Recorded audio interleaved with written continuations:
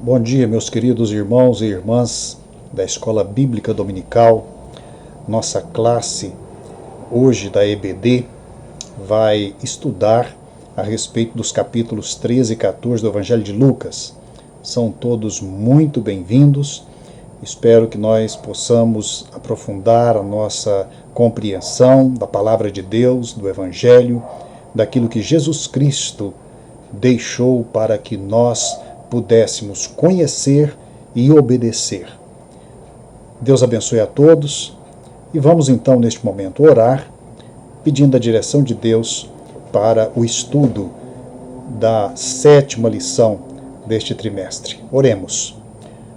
Pai, obrigado porque o Senhor nos dá o privilégio de conhecer a Tua Palavra.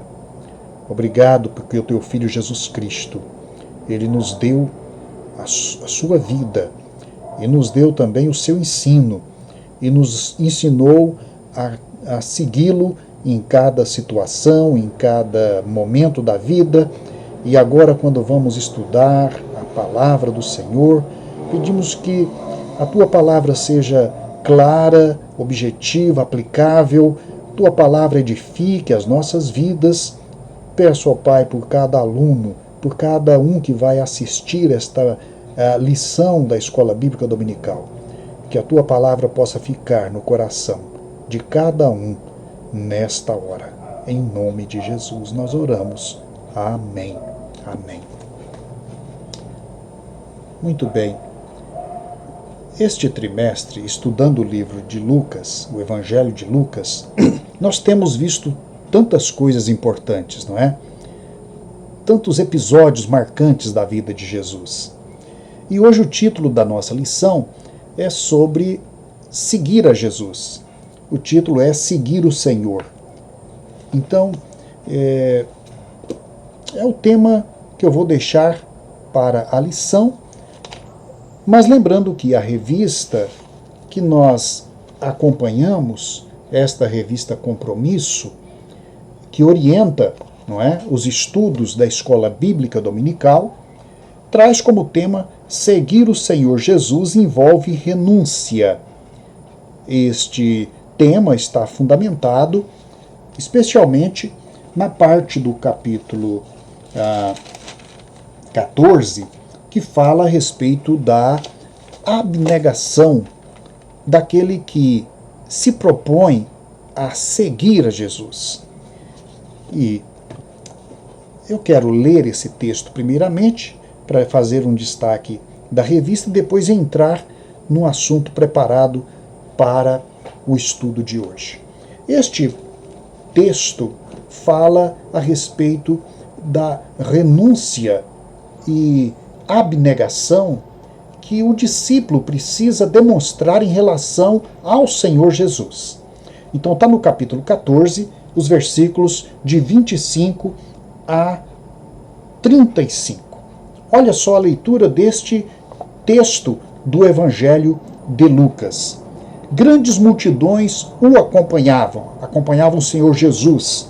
E ele, voltando-se, lhes disse: Se alguém vem a mim e não aborrece a seu pai e mãe e mulher e filhos e irmãos e irmãs e ainda a sua própria vida, não pode ser meu discípulo. E qualquer que não tomar a sua cruz e vier após mim, não pode ser meu discípulo. Pois qual de vós, pretendendo construir uma torre, não se assenta primeiro para calcular a despesa e verificar se tem os meios para concluir? Para não suceder que, tendo lançado os alicerces e não o podendo acabar, todos que a virem zombem dele, dizendo: Este homem começou a construir e não pôde acabar. Ou qual é o rei que, indo para combater outro rei, não se assenta primeiro para calcular se com 10.000 poderá enfrentar o que vem contra ele com 20.000? Caso contrário, estando o outro ainda longe, envia-lhe uma embaixada pedindo condições de paz. Assim, pois, todo aquele que dentre vós não renuncia a tudo quanto tem, não pode ser meu discípulo. O sal é certamente bom, Caso, porém, se torne insípido, como restaurar-lhe o sabor? Nem presta para a terra, nem mesmo para o monturo. Lançam-no fora. Quem tem ouvidos para ouvir, ouça. Jesus está então falando da grande necessidade da renúncia. O texto de hoje, que inclui capítulo 13 e 14, começa, na verdade, falando de arrependimento.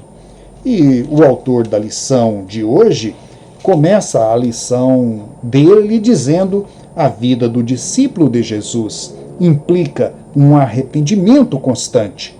Ou seja, Jesus pedia que os seus discípulos levassem em consideração a necessidade de continuamente entender a sua fraqueza, admitir os seus pecados e se arrepender, ao mesmo tempo que continuamente também deveria avaliar todo o percurso do discipulado e ter uma vida de renúncia.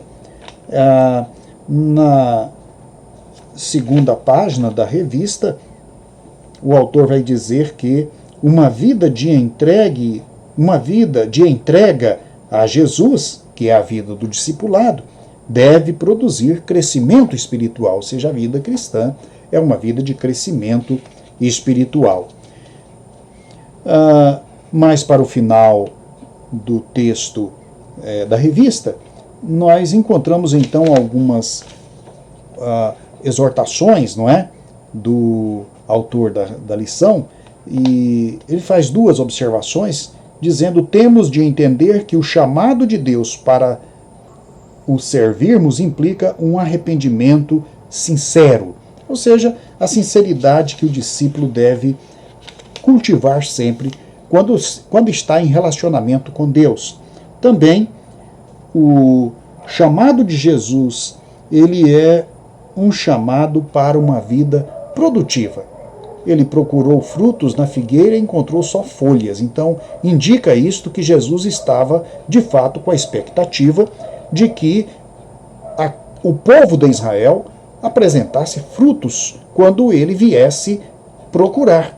Nós também, da mesma maneira, análogo ao povo judeu, nós, como igreja, precisamos de apresentar bons frutos para Jesus. Ok, eu quero considerar agora o comentário que eu preparei para hoje, não é? Primeiramente, analisar qual o contexto desse ensino que Jesus aqui está nos dando. O capítulo 13 e 14, ele vai então falar a respeito do sinal dos tempos, não é? Ele começa falando do sinal dos tempos e vai então narrar a cura que Jesus fez de uma mulher enferma, vai falar então de algumas parábolas que nós vamos comentar rapidamente aqui e vai apresentar a figura, não é, da porta estreita. A entrada para o reino de Deus é uma entrada cuja porta é estreita. Não se entra de qualquer jeito, não se entra correndo, não se entra carregando coisas.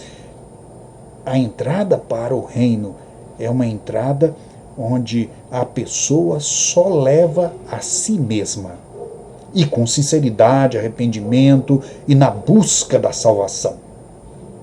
Capítulo 14 vai falar então de uma ceia que Jesus participa e termina usando aquela ceia para dar então ocasião para Jesus contar a parábola da grande ceia, que é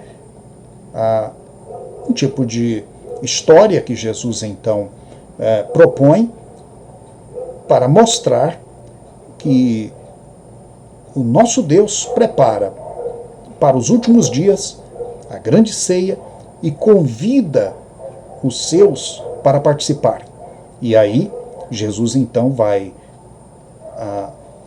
ensinar que aqueles que eram os convidados não quiseram participar e o Senhor manda então trazer todos os que quisessem, não é?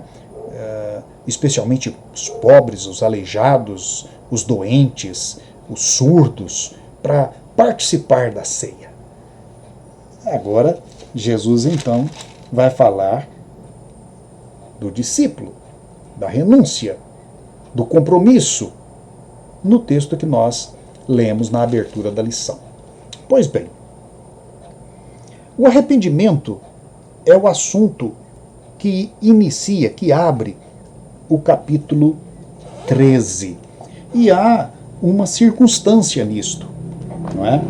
A verdade é que o contexto desses 2 capítulos da lição de hoje está um pouco atrás, no capítulo ainda, no capítulo 9, quando Lucas anuncia que Jesus, ele compreendeu que a hora estava chegando, a hora do seu sacrifício, e ele então chamou os discípulos para subirem para Jerusalém. Então, do capítulo 9, 51, versículo 51, até o final do Evangelho, Lucas vai então mostrando o que aconteceu durante esta peregrinação de Jesus com os seus discípulos, desde a Galileia, mais especificamente Cafarnaum, que era onde ele residia, desde então o Mar da Galileia até a cidade de Jerusalém. Todas as coisas que aconteceram, as vilas e aldeias por onde ele passou, as pessoas com quem ele conversou, o ensino que ele ministrou. Ok. Aqui, então, nós temos a direção, não é?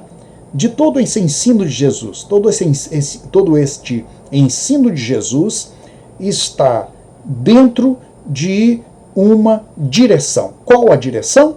A direção é a ida de Jesus a Jerusalém e a crucificação dele. Então, o ensino está, de fato, sendo dado aos discípulos e às multidões, visando a ida a Jerusalém, mas também conscientizando os discípulos a respeito do que iria acontecer lá e conscientizando as multidões de qual era a missão de Jesus, o Messias. As multidões, elas tinham uma expectativa em relação à manifestação do Filho de Deus como Cristo, e esta expectativa era às vezes muito conturbosa, uma expectativa confusa, uma expectativa que misturava ideais políticos com revolução social e com expectativa de um Messias todo-poderoso e até de um cataclisma geral que então revolucionaria a face da terra e que este Messias seria entronizado então no lugar de Davi e reinaria sobre Israel, e Israel seria a praça das nações. E todas as nações, elas acorreriam para Jerusalém para conhecer o rei Messias. Bem, esta expectativa, de fato, era uma má interpretação das promessas do Antigo Testamento. A interpretação correta das promessas e das profecias do Antigo Testamento é aquela que observa a forma como Jesus dá cumprimento às profecias e a forma como Jesus aplica estas profecias a si mesmo, ao povo de Israel e às demais nações. O fato é que todas as profecias a respeito de Jesus no Antigo Testamento vão apontando então para eventos, para cumprimentos, para realizações que, de fato, apontam na direção da morte de Jesus Cristo, como sacrifício pelos nossos pecados, e a sua posterior ressurreição dos mortos e o seu glorioso retorno ao trono celestial. Então, capítulo 13, nós vamos ter aqui a questão do arrependimento. É interessante que o arrependimento é colocado aqui a partir de um questionamento dos discípulos, de alguns que eram discípulos e que acompanhavam Jesus, e esta história vai começar, na verdade, no final do capítulo 12, versículo 54, que era onde deveria iniciar a lição para que o conjunto tivesse unidade, não é? A unidade temática desse momento na vida de Jesus, ela é extensa, porque ela abrange toda a viagem que Jesus faz desde Cafarnaum, na Galileia, até Jerusalém, para ser então morto pelos nossos pecados. Mas o conjunto menor aqui, dentro desta longa viagem que Jesus vai fazer, é, na verdade, alguns episódios que Jesus vai vivenciando nesta sua ida a Jerusalém. E ele confronta-se várias vezes com as multidões. Era uma multidão que seguia Jesus. E cada dia, à medida que ele passava pelas aldeias e pequenas cidades, esta multidão ela ia aumentando. De tal modo que quando ele entra em Jericó, por exemplo, a multidão era tão grande, não é? Que impedia que pessoas pudessem vê-lo. E a gente sabe do que aconteceu em Jericó, não é? Em Jericó houve uma situação muito curiosa do publicano chamado Zaqueu, que estava desejoso de ver Jesus. Mas o texto diz que por causa da sua pequena estatura, a grande multidão, o grande número de pessoas o impediam de ver Jesus. Então ele subiu numa árvore e de lá ele pôde ver Jesus. Também aqueles cegos, né, que Jesus curou e que tinham dificuldades para poder chegar até Jesus e assim por diante. Por quê? Porque o número de pessoas que rodeava Jesus era um número muito grande realmente. E aqui o texto começa dizendo, diz também às multidões: quando vedes aparecer uma nuvem no poente, logo dizeis que vem chuva, e assim acontece. E quando vedes soprar o vento sul, dizeis que haverá calor, e assim acontece. Hipócritas, sabeis interpretar o aspecto da terra e do céu, e entretanto não sabeis discernir este tempo? É interessante, não é? Jesus confronta as multidões e diz, olha, vocês aprenderam a ler, não é, os sinais que a natureza dá a respeito de mudança climática. Agora, os tempos de Deus estão mudando, é o tempo do cumprimento das Escrituras, é o tempo do Messias, e vocês não sabem ler estes tempos de Deus?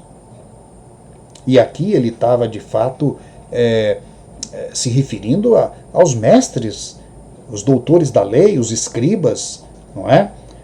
Os fariseus, os saduceus, todas aquelas classes dentro de Israel que estimulavam as multidões com seus ensinos. E Jesus então diz, vocês não sabem discernir este tempo que está aqui acontecendo? Quando, e ele diz, por que não julgais também por vós mesmos o que é justo? Quando fores com o teu adversário ao magistrado, esforça-te para te livrares desse adversário no caminho, para que não suceda que ele te arraste ao juiz, o juiz te arraste, te entregue ao meirinho, o meirinho te recolhe à prisão. Digo-te que não sairás dali enquanto não pagares o último centavo. esta palavra de Jesus, na verdade, está se referindo ao fato de que aquela multidão que estava buscando pela palavra que ele ensinava, precisava entender um fato muito grave. Eles estavam diante do seu Deus. E chegara o momento, então, de prestar contas. E eles precisavam, então, de buscar a reconciliação com Deus. Porque senão, eles seriam levados ao juiz, ao julgamento. E as dívidas deles seriam tão graves que eles seriam condenados. Então, Jesus está chamando eles a uma reconciliação com o Pai. Olha, o tempo é de reconciliação. O tempo é de vocês, então, buscarem a Deus com sinceridade. Não ficarem aí só envolvidos em especulações de coisas que dizem respeito à vinda do Messias, como se ele viesse só para mudar as condições de Israel e não exigisse dos israelitas a mudança de coração. Primeiro a mudança de coração. Primeiro a mudança na interpretação das Escrituras. Primeiro a mudança no relacionamento com Deus. E depois, então, é que viria a mudança nas circunstâncias. Então, é assim que começa esta lição de hoje, não é? A lição começa com esse chamado de Jesus. E aí vem o texto seguinte, que é a questão da morte dos galileus e da queda da torre de Siloé, que matou 18 israelitas. Naquela mesma ocasião, diz o texto, a ocasião referida agora, chegando alguns, falavam a Jesus a respeito dos galileus, cujo sangue Pilatos misturara com os sacrifícios que os mesmos realizavam. Ele, porém, lhes disse: Pensais que esses galileus eram mais pecadores do que todos os outros galileus? Por terem padecido estas coisas? Não eram. Eu afirmo a vocês, não eram. Se, porém, não vos arrependerdes, todos de igual modo perecereis, não pela mão de Pilatos. Jesus está aqui agora já mostrando uma realidade espiritual. Pereceriam pelas mãos do próprio Deus, no juízo de Deus, no julgamento de Deus. Ou cuidais que aqueles 18, sobre os quais desabou a torre de Siloé e os matou, eram mais culpados que todos os outros habitantes de Jerusalém? Não eram, volta a afirmar. Mas, se não vos arrependerdes, todos igualmente perecereis. Então, é um chamado duro para o arrependimento. Isto aqui compara Jesus com João Batista. As circunstâncias aqui eram muito parecidas. Quem estava querendo prender Jesus e matar Jesus era Herodes, o mesmo que matou João Batista. E aí, as condições que João Batista enfrentou, elas se repetem, porque João Batista disse para Herodes que ele não podia pecar e continuar impune. E então, Herodes não gostou da exortação de João Batista. João Batista condenou o pecado de adultério que ele praticou e então ele mandou executar João Batista. Então Jesus diz, olha, todos devem se arrepender. Como dizendo assim, o pecado de terem executado João Batista clama. As autoridades que foram coniventes com a execução de João Batista estão aqui ainda.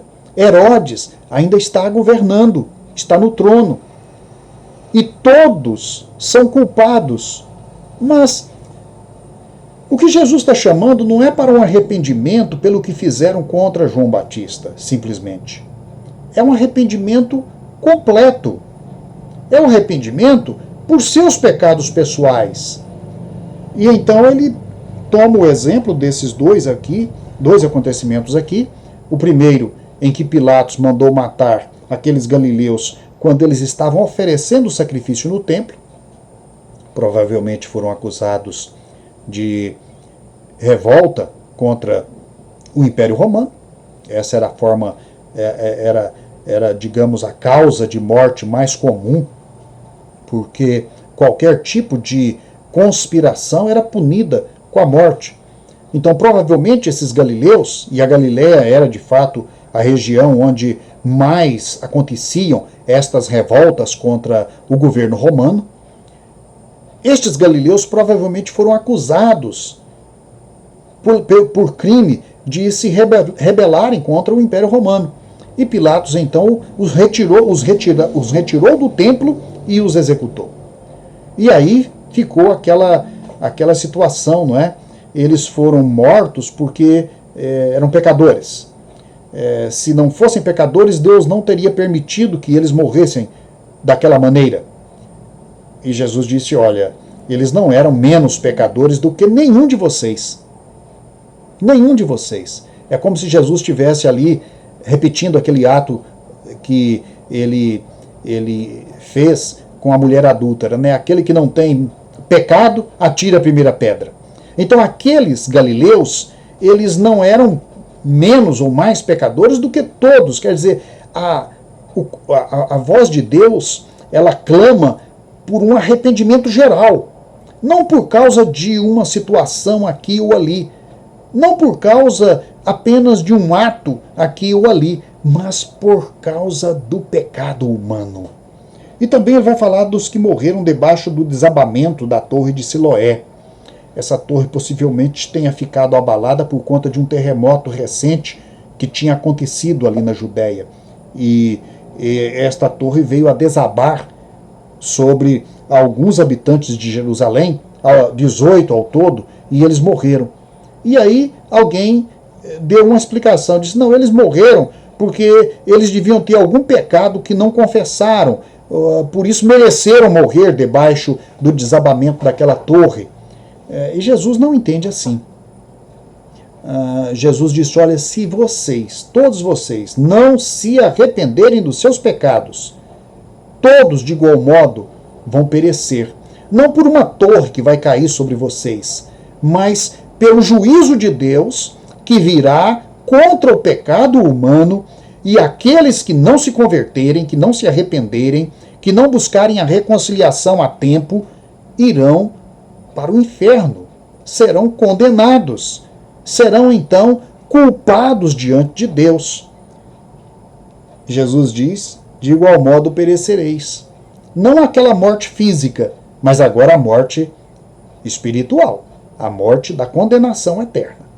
Não é? Bem, isto explica esta primeira parte do capítulo 13. Depois, então, nós temos as parábolas que Jesus vai contar aqui. Estas parábolas são chamadas parábolas do reino. A primeira é sobre a figueira estéril, e vai do versículo 6 até o versículo 9. É quando, então, Jesus conta a parábola de um certo homem que tinha uma figueira, e ele vai, então, procurar fruto e não acha.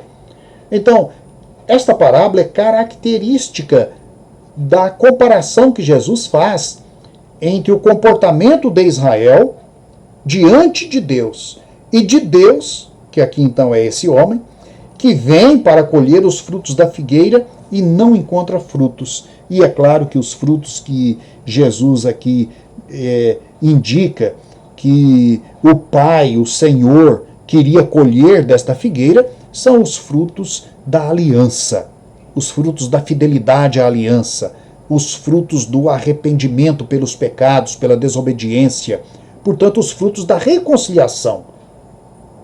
E aqui, Jesus, então, termina esta parábola com uma coisa muito interessante. Ele diz, ele, porém, respondeu, Senhor, deixa ainda este ano, até que eu escave ao redor dela e lhe ponha estrume, ou seja, esterco, e se vier a dar fruto, bem está, se não, mandarás cortá-la. Então, este pedaço aqui do texto e da parábola mostram que Jesus é um intercessor junto ao Pai. Um intercessor que pede mais tempo para que Israel seja, então, mais uma vez, um ano a mais é lhe dado de tempo.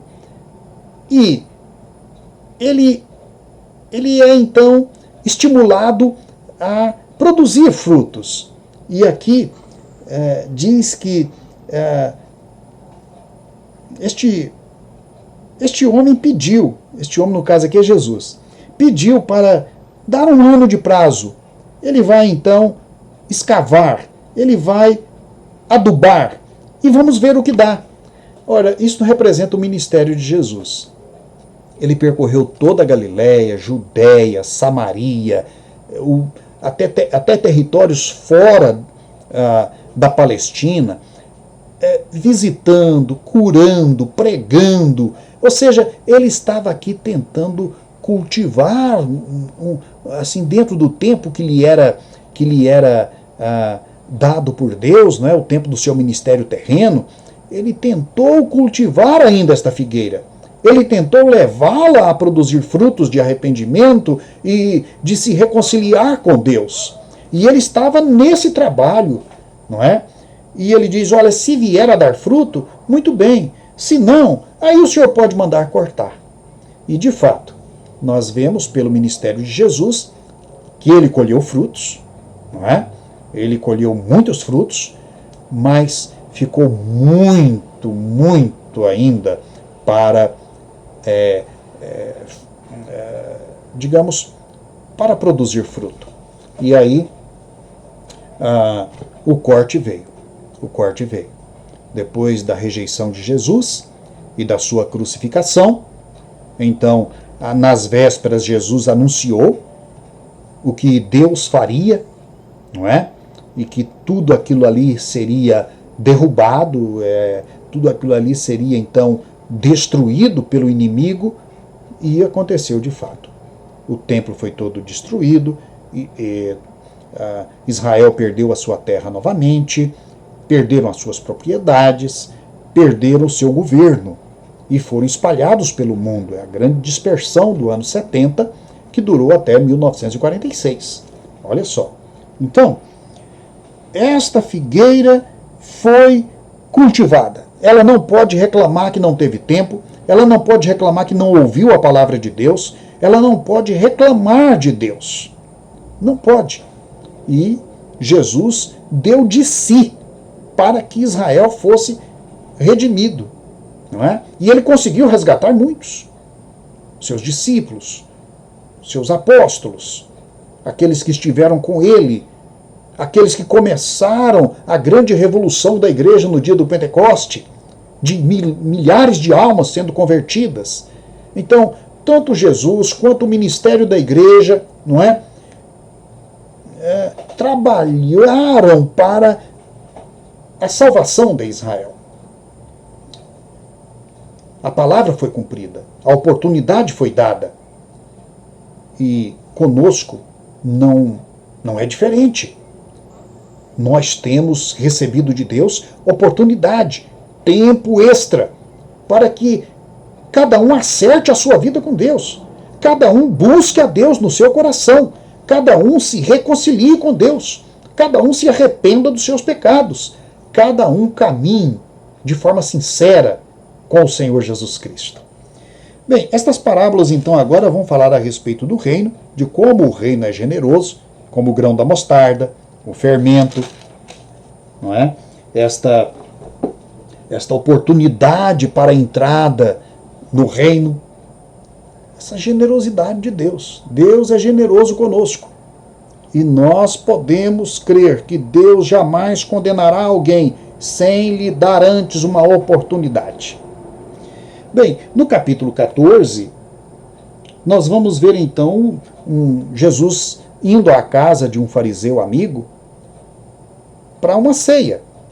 E ele usa então este momento assim para trazer algumas lições. Nós podíamos chamar as lições que aprendemos na ceia que Jesus participou em casa de um fariseu amigo.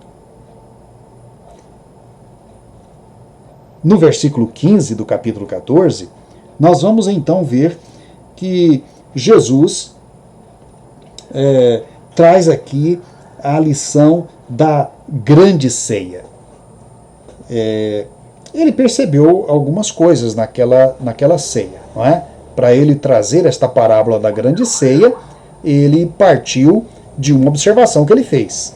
Então, no capítulo 14, versículo 1, aconteceu que, ao entrar ele num sábado, na casa de um dos principais fariseus para comer pão, eis que o estavam observando.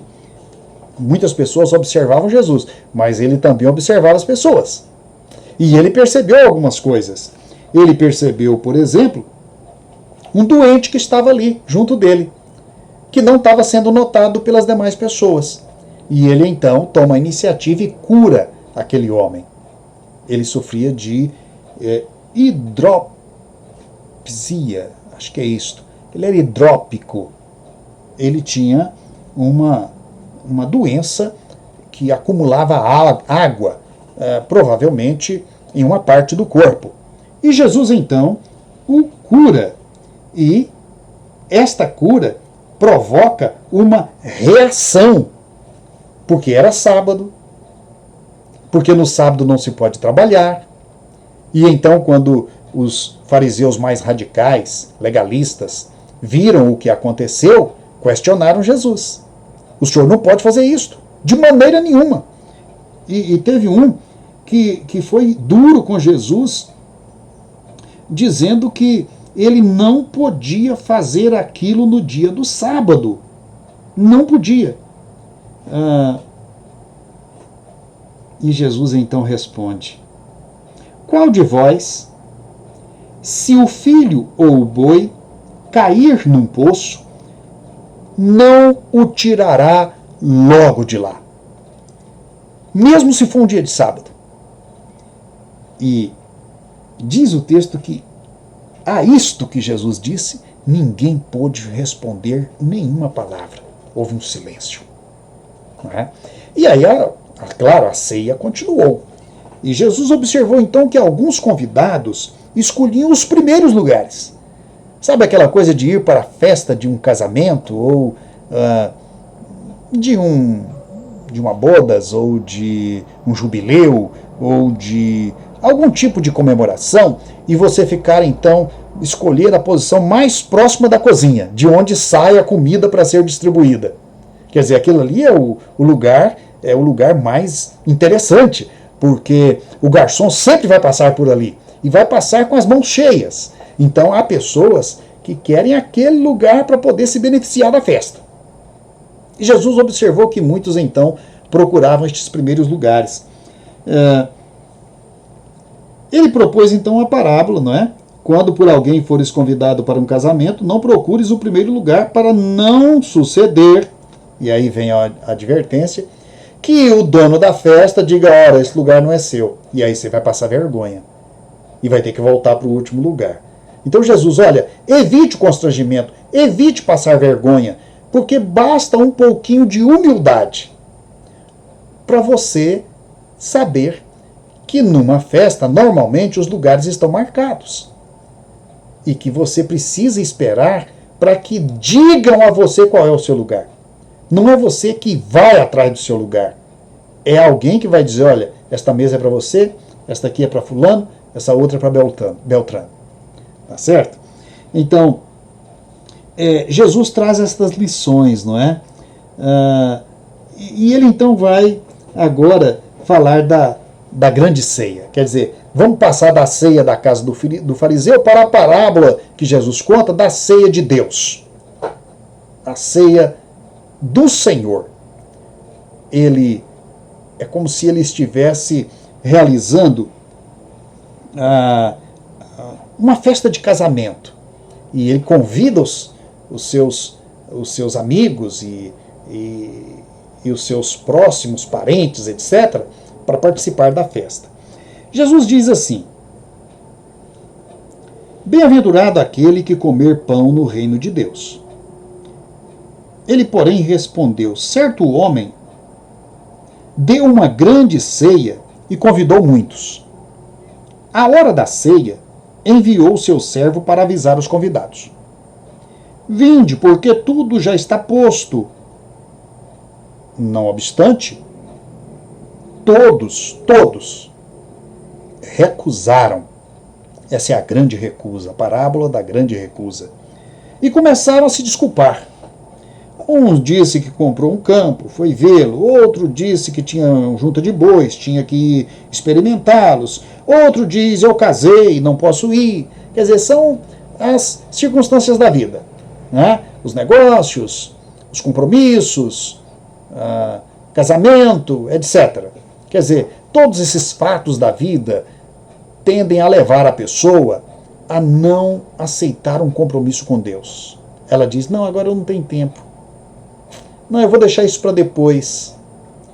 Você insiste, convida, né? A igreja está de portas abertas, as mensagens estão aí na mídia, o testemunho dos crentes, né? Nos seus lugares de trabalho, na escola, nas ruas, etc. E ainda assim, as pessoas dizem, hoje não vai dar. Então Jesus prossegue e diz que, voltando o servo, contou tudo para o Senhor. Então o Senhor ficou irado, a ira santa de Deus, e disse ao seu servo, pois bem, você sai depressa para as ruas, os becos da cidade, e traze aqui, agora então, todos os pobres, os aleijados, os cegos e os coxos. Traz todos os que quiserem vir, todos os que um dia tiveram o desejo de comer comigo. Tragam. Depois disse-lhe o servo, Senhor, feito está, do jeito que mandaste, e ainda tem lugar vazio. Tem mesa ainda desocupada.